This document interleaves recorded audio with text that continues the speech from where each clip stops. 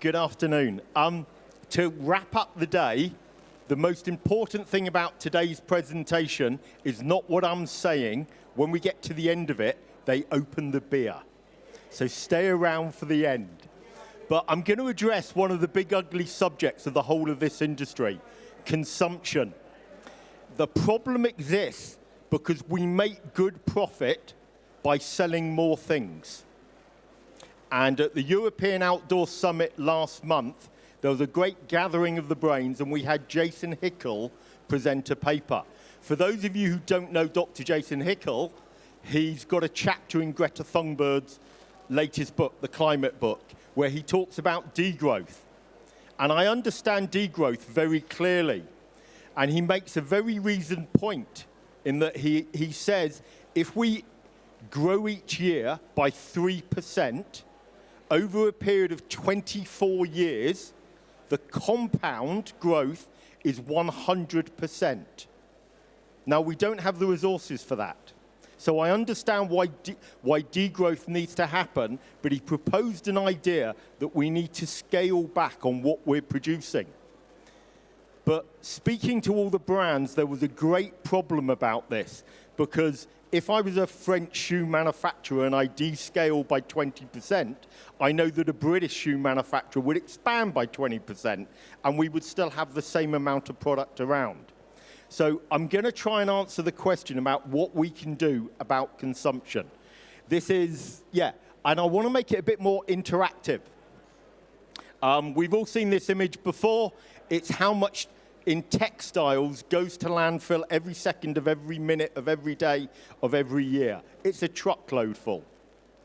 But it does bring the question, what is a sustainable company? So if I throw it up to the audience, does anyone want to dare ask what a sustainable company, answer what a sustainable company is? Can I suggest a solution? A sustainable company is a profitable company. It's one that's here next year, because we do not know what the solution is. And it's our responsibility to educate the consumer to better practice. So we need to be here next year and the year afterwards. So it is very key to still make a profit, or to extend that responsibility for education to future generations. This is the contra side. I'm British. There are going to be lots of slides where I have a dry sense of humor. This is a massive incoming. We're part of the information age now. After the European Outdoor Summit, I went to Blue Earth Summit in Britain, in Bristol. And the level of questions being asked, I thought, were higher than when the industry gathered. There are keen people in the industry who have access to good information. They're very skeptical. They can smell the bull that some of the brands are using. And they have no respect for those brands. Brands whose reputation have taken decades or hundreds of years to create are effectively minimized, because they're making claims. They're making green claims. So we need to be aware we have a very educated consumer, especially in outdoor sports. You get all these slides when we upload them in about 2 weeks' time, with my monotonous voice, unfortunately. This is the other side of it, and this is quite daring to talk to the industry. We're now in a position, because we're on tighter deadlines, we're working on a bigger portfolio, that we're not paying enough attention to what we're doing. We're dumbing down the industry. We're looking for easy answers. Tomorrow we've got a whole panel on the Higg index and all the hassles of the Higg index. The Higg, to me, has always been an extra channel of information, but I have found a lot of people have used it as the solution. They just want an easy solution. They just want the number. Are we dumbing down the industry too easily? And this is the downside. We all know COP26, COP27 is in 1 week's time in Egypt, I hope. But if I was to ask the audience, COP15, which is strange on numbers, on biodiversity, can anyone tell me when COP15 is? It's in less than a month in Montreal. And the climate crisis is COP27. Biodiversity, which is the other side of it, is COP15. To me, it's more important than the climate crisis. So why? The big question. How? Why? Because I think you need to future-proof your industry. When I listened to Jason, he was talking, and there was a proposal for something called the Annecy Accord, which all the brands, would they sign up to it? I think where the change is going to happen is your customers, brand customers, now want to own less. And if you keep on overproducing, not only are you going to lose your reputation with them, but you will be left with too much stock. You all know the solution. Too much stock, we clear it out. In Britain, it's Matalan or somewhere like that, and it sells for a cheap price. And it means next year, it's harder to argue to persuade someone to buy product at a higher price. It's all the rise of Gen Z. I've used this slide now for the last 3 years. But this is the first time I'm going to try and answer. How do we change the business model? We're very good at changing product. Product generally has become less bad. We know how bad we were, and we're moving to better product. We now actually have some positive product. And if you were listening to Mike Joyce now, he's talking about polyester that is sequestering carbon, which is mind-blowing. We've got regenerative agriculture bringing in cotton, wool, leather, which is sequestering more cotton than the growing process, than the processing process, and the consumer ownership phase has. So we have products that can do good as well. I would say we now need to change the business model. And the easiest example of this is the car industry. Ford cars now make more money from leasing and servicing cars than they do from selling them. If the automotive industry can change their business model, so can the textile industry. And I'm now going to embarrass Ross. Ross in the audience. Ross is one of the people doing it for brands at the moment. Ross runs Reskinned, and you're taking several brands' pre-loved clothing in, you're repairing it, and you're enabling them to sell on to a resold model. It's working in the textile industry. The brands he's working for are selling out these products really quickly. Whenever I go onto the website for Finisterre Pre-Loved, I can't find it. He's either not working fast enough or the product's selling out too quickly. Sorry about that, Ross. I need to embarrass you. This is the feeling in the UK. Sorry, this is very UK-orientated, but I'm British. These are my slides. I think we all know this. The customer thinks us as brands are acting in the most responsible way. When they find out we aren't, I think that's what destroys reputations. Couple of slides just to show you the amount of confusion going on. You might well have seen a slide like this before. That's meant to be the same slide, but it's got different words on. What I'm trying to point out, I'm trying to reinforce, we do not have the solution to what sustainability is. It's a journey. We keep on learning. We keep on progressing. The customer is confused. The customer is confused. We're confused as an industry about what the best practice is. Full credit to the European Outdoor Group and people like Performance Days. They get people in the same room to discuss the same problems. It's when I sit in on a Patagonia meeting and Patagonia is saying to me, we need further collaboration. We can't do it all by ourselves. When a brand like that is asking for help and support and increasing the level of knowledge, then I know we're on a serious subject. Now, everyone is currently talking about carbon. Carbon is the easy thing to measure. It's the thing that comes up for climate crisis. We know how much carbon is hanging around loose. It goes into the air, it forms carbon dioxide, or worse, it's actually forming methane, which is much poorer for the environment. But carbon is only one of 13 things, if you look around. The one can you guys read this at the back? It's ecotoxicity, biodiversity loss, poverty, eutrophication, which is polluted water, water crisis, health, education, carbon emissions, resource scarcity, inequality, overconsumption, I've heard that one before, affordable goods and services, and air pollutants. They're all interconnected. Now, because the climate crisis is so major, that's where everyone's focused towards carbon, because it's the easy thing to measure, and also the accountants can like the numbers, and carbon's a relatively easy thing to measure. But this is the state of the industry. We don't know how close we are to Jenga yet. When I speak to some people, if you read Greta's new book, The Climate Crisis, I was shocked how close we were. She's assembled most probably 50 experts on various subjects. And my biggest surprise from her new book, The Climate Book, is that when she talks about microplastic pollution, textiles don't even register. Textiles are not the big problem. It's car tires that she talks about. That's where the majority of microplastic pollution comes from.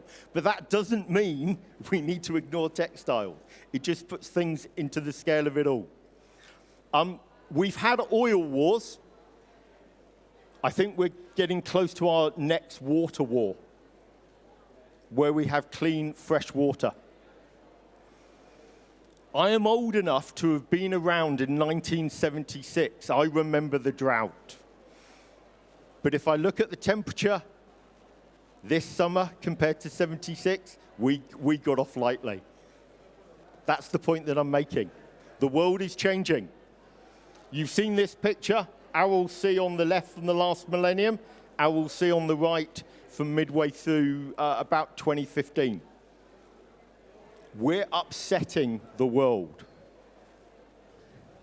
The Uyghurs. We've now moved into social responsibility. Everyone knows the Uyghur problem, the cotton, the coerced population. The periodic table. Red is the one which is creating rare earth, where we're recycling less than 1% of it. You get all these slides, they'll be uploaded in 2 weeks. You don't need to try and take the detail now, but thank you for looking keen with cameras. Donut economics. It's a buzzword we've heard about. Donut economics, Kate Raworth, very interesting book. I wish I could disagree with it. I can't find a hole, and I'm meant to be an academic. I think it's a really well-argued thing. And I'm really proud Amsterdam as a city is now adopting it. Preston is adopting it. And I'm from Yorkshire, although the accent doesn't say so. Leeds is trying to do it. We need to think about progress. But this is what we keep on referring back to. This is the hang-up. And it's going to come up repeatedly, greenwashing. I understand what greenwashing is. I know why it's there. Brands who are making the biggest change want to talk about it. The brands who do the biggest change are the people who did nothing, and they're now adopting better practice. If I was to shortcut it, it's really hard for Patagonia to improve that much more.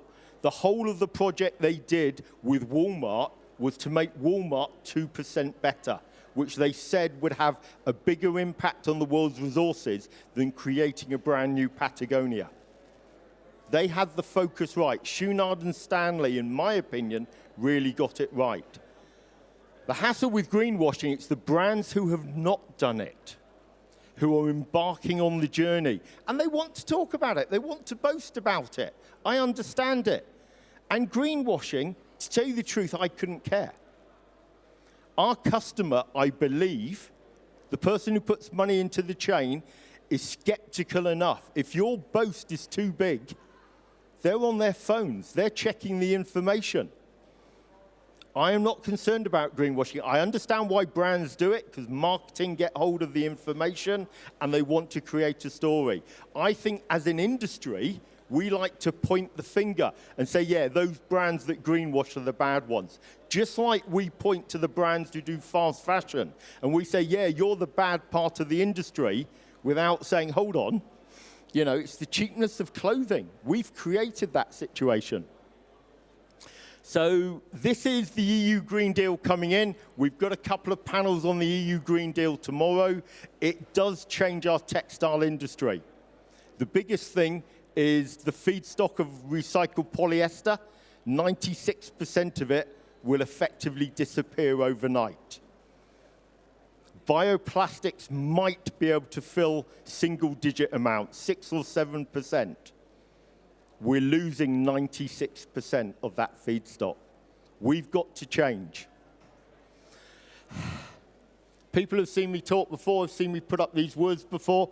I talk about durabilities. As an industry, we are obsessed about talking the physical durability of product. We all know what a Martindale machine is. We all know how they work. But we only talk the physical durability. Those of you who are my age are suffering from fit durability. Your body goes south. Your favorite pair of jeans no longer fits. Mine are still in the wardrobe. I have this illusion I'm going to slim down and fit them next year. They've been in my wardrobe for 6 years now. On growing kids, you really see fit durability. Cultural durability is a new line of thinking. If you read Alec Leach's book, The World's on Fire, but We're Still Buying Shoes, he talks about how the market has reacted. So it's when the market tells you it's no longer suitable. But I concentrate, people who have had to put up with me before, hear about emotional durability. It's where you no longer love the garment enough to keep wearing it. The easiest way to explain emotional durability is to look at the flip side, emotional obsolescence, how we make garments go out of date. Now, whether that's because we see new stuff which is better or things have changed. But I also want to highlight in green, we have the 4 stratification levels of buying performance stuff. The first stratification layer is it's got to be practical. If it doesn't do the job, we don't consider it. Your next choice, you will choose the more comfortable of the 2 options if 2 products are the same. If they're just as practical and comfortable, next we will go to the identifying. And I'm proud there's one other person in the audience who's willing to signify he's part of the outdoor community, because I'm wearing a check shirt, and the check shirt is how you tell a man is in the outdoor industry. Thank you, Ben. But the final one that we need to actually focus on, we're all jealous of the athleisure industry. They put the fun, they put the hedonic side, they put the pride into clothing. Yarn engineering has improved so much over the last 70 years. I now have teenage daughters.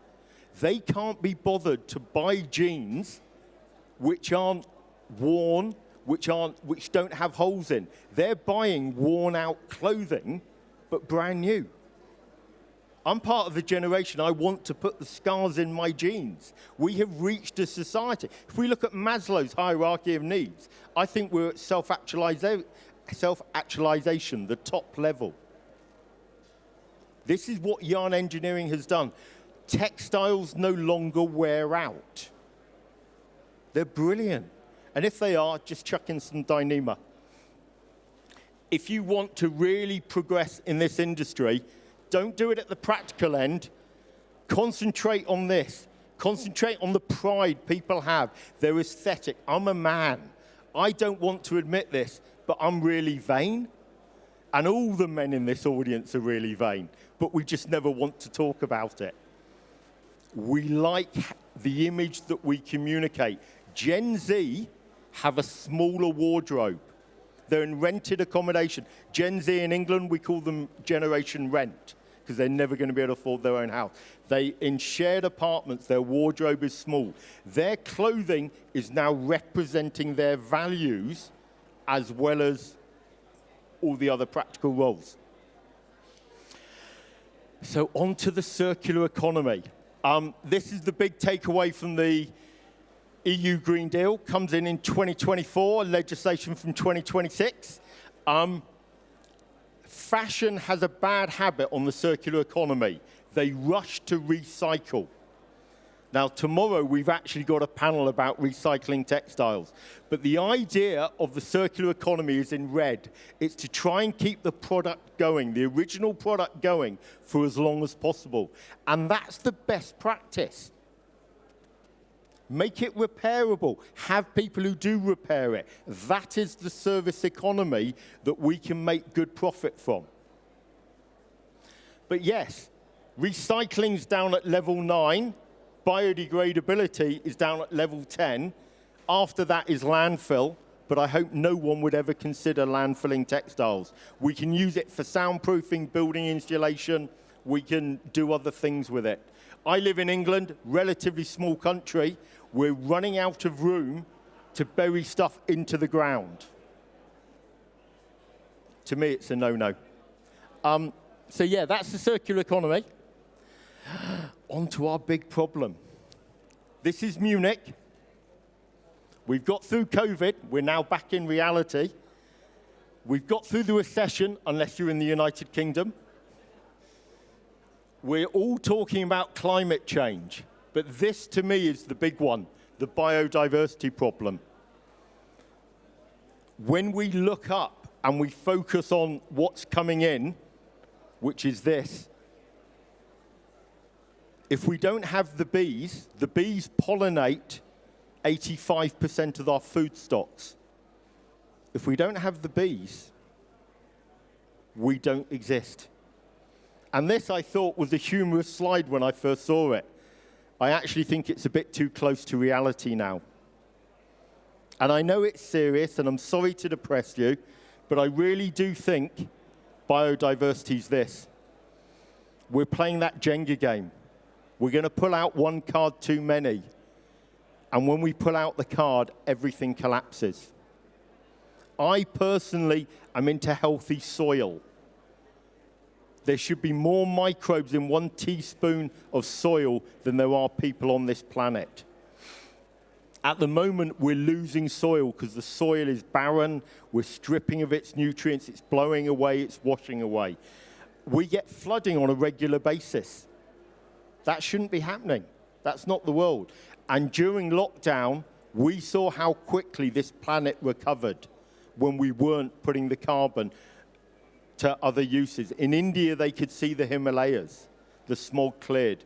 I firmly believe the planet is always going to survive. But we've got to ask ourselves a cultural question. Is our species still going to be on this planet? And I know that's melodramatic, but I think we're a lot closer to the problems than we think. Earth Overshoot Day. I was great because I was in the States last week. I was flying, so I was running up a carbon impact. Starts in January. That's the United States. Fortunately, you get these slides afterwards. Here's Europe. It's Jamaica. We need to live like Jamaica. But if we all go to Jamaica, their carbon footprint will be bad. I quoted from Alec Leach's book earlier, and he's highlighted this very effectively. He's brought to my mind, we're a planet with 7.5 billion people on. Possibly 1 billion of them, no, over 1 billion of them live below the nutritional poverty line. I have a problem growing additional textiles if it means decreasing our food growth. We do have enough calories on the planet. If you read Mike Berners-Lee, there is no planet B. It's just that we can't distribute it. We've been trying to distribute it properly. We still can't do it. But what Alec has pointed out, the consumers think that brands act like this. We have 7.5 billion people on the planet. We produce between 80 and 150 billion garments every year. Fortunately, it's not me consuming them, but it is my daughters, and it's part of society. The other thing to consider is Alden Wicker's view on the industry. Alden Wicker is a US fashion commentator. I have a lot of respect for her. She puts up with very little bull. What I most like about Alden Wicker is that she's highlighting that actually we're reducing our footprint, and we keep on talking about it, and we keep on talking about better practice, better textiles. But because we keep on producing more textiles, we now own twice the amount of textiles we did at the turn of the millennium, which is twice the amount of textiles that we owned in 1970. We own over 4 times the amount of textiles as individuals than we did 2 generations ago. I talked about Jason Hickel's book already about compound growth. We're not doing well. Alden Wicker, worth looking up, worth paying attention to. Now, those people who have seen me talk before know this slide traditionally goes up towards the end. Everyone knows it as Banksy Girl letting go of a balloon. Can I highlight to you, Banksy's a graffiti artist. I firmly believe there is always hope, and I am really proud to work in the textile industry. We have done some great things to improve our practice, and we've done it very well. But we need to demonstrate, I firmly believe, better practice in this industry. And it will be nabbed by fashion and textiles generally, and hopefully that will re-equate and we will get better practice throughout the industry. The fashion and textile industry looks towards outdoor and sports to create good stuff. We need to keep pushing. And I'm so lucky Mike Joyce went before me, because he thinks at a much higher level. Primaloft are doing things which are just wacky, which is fantastic. I do a lot of talk on regenerative agriculture, which is about sequestering carbon in the ground. I have seen the projects up in Iceland, where once again, using that photosynthesis process, carbon dioxide goes in, oxygen comes out. They have been sequestering the carbon in blocks, which they're burying underground. That's what's good. It's not going into the atmosphere creating climate warming. I know people, and there's a very big Swiss company, who I think you all know, who are now experimenting using that sequestered carbon from the block to create a synthetic material. I've just heard Primaloft are playing with a different source of it as well. There's good stuff going on. So yeah, the final slide from Charles. I always put up a slide like this so everyone reads it rather than ask me really hard questions. But just to talk over, just to recap, I want us to move from the linear economy. The linear economy is that take, make, use, and dispose economy. I want us to monetize the waste. I want us to have value in the waste textiles. One of the big problems is textiles have become too cheap. We need to recognize their value and loop them back in. That is the new feedstock. I am not impressed by all the focus on the end of life of garment. I think I showed you on the slide. That is normally less than 5% of the footprint. There are some cases when it's 8% of the footprint. It's the consumer ownership phase. That's where we need to extend the use. We need to persuade people to turn down the churn of garments. But actually, I don't think we need to persuade them. I think Gen Z are doing that already. I teach in London. They don't own a car. If they want to have a car, they belong to a car club. The rental model sits very well with them. We as a textile industry, I'll restate it, we need to make more profit by selling less stuff. And the solution is we need to service that product. We need to revamp product. We need to keep product going for longer. Anyone who has spoken with Julian Ling's North Face sustainability guy, they're selling pre-owned garments now. They have a massive call out because they want more feedstock. just like Ross is running out of stuff for Finisterre. They desperately want us. The people who have made the profit are IKEA. We all have boxes under our bed, in our loft, the extra wardrobes. We want that stuff that you know are no longer are using. Break the emotional connection, donate it back in, and it has a future life. And it's a really good entry point.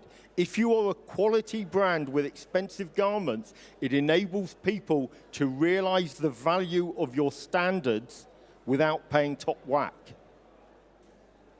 Something I firmly believe. We're seeing great practice. We're here in Europe, Haglos, rental garments, Houdini, rental garments. Scandinavia have always done well. Rab in England are now using rental garments. Arc'teryx, who are meant to be top of the mountain, they're doing rental garments. They're all experimenting with it. Rab also now have a repair service, and they have flipped their repair service. Lots of brands have always done a repair service, but they have done invisible repairs, so you can't see where your scars are. At Rab now, the more popular is to have a contrast color patch. People want to proudly wear their scars. Ross, you're nodding. I might be talking sense. People want to show, I belong to the generation where I have a Patagucci fleece, which I wouldn't dare wear on the hill because I don't want to get dirty. But now, Generation Z, the millennials, want to show scars of wear. It's there. Grab it.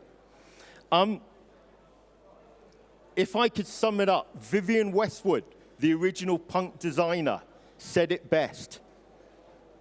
Choose well, buy expensive, make it last. That was in the 1970s. I think she got it right. I think we're diverted from it. That's about it. That's all I've got to say. I know it's a rant, sorry, but I really feel the climate crisis is coming in faster than we realize. We've got to think about a new business model. We need to implement it. And the evidence I have is Gen Z, right now, rented accommodation, less storage space. They are totally unconcerned about debt. I teach at the Royal in London. We have students with almost £100,000 worth of debt coming onto our postgraduate program. If a jacket costs 250 euros or 450 euros, it doesn't matter to them. It's more debt for them. They will choose the jacket which represents the values they want to communicate. If you read Malcolm Gladwell, the guy who wrote The Tipping Point and Outliers, his second book, Blink, how much we communicate by not saying it. I think there's a genuine future here. So we have Gen Z, less storage, want their garments to represent their values, are quite proud of the scars. They're there. And if you don't provide for them, they'll move off your brand. If your brand is always devaluing, clearing out at the end of season, you can't charge those prices. But that's it.